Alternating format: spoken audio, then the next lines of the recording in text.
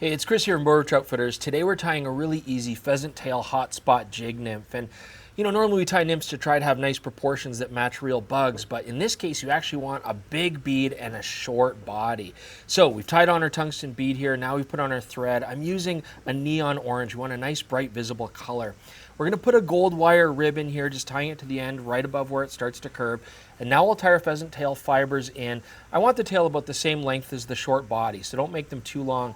When you tie them in, just do a couple wraps. That's going to be a visible hot spot. Advance your thread up to the bead. Now we're going to wrap our pheasant tail, and you can see there's just that little orange hot spot right in the back. That's key. So wrap up our fibers, we'll trap them off with our thread, and then we're going to wrap our rib to protect them and keep them safe like you would any sort of pheasant tail nymph.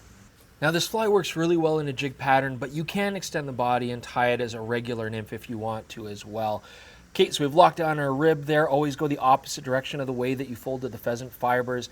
Now we're going to do a collar. We're going to use hare's ear, but it's a darker natural color. And again, I'm just going to put it on nice and sparse. We want to have a nice buggy body here. Just a few wraps there right behind the bead, and then we'll lock it down. So now we're going to use the thread to create another collar. This is our second hot spot. You can really see that orange color shine through. Whip finish that off, and I'm going to glue and lock that down.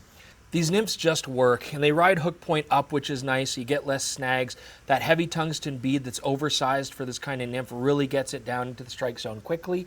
And this is fantastic on its own or in a tandem ring with other nymphs. You can find all the materials that you need to build this at bowrivertroutfooters.com. Thank you guys for joining us. We'll see you soon for more fly tying videos.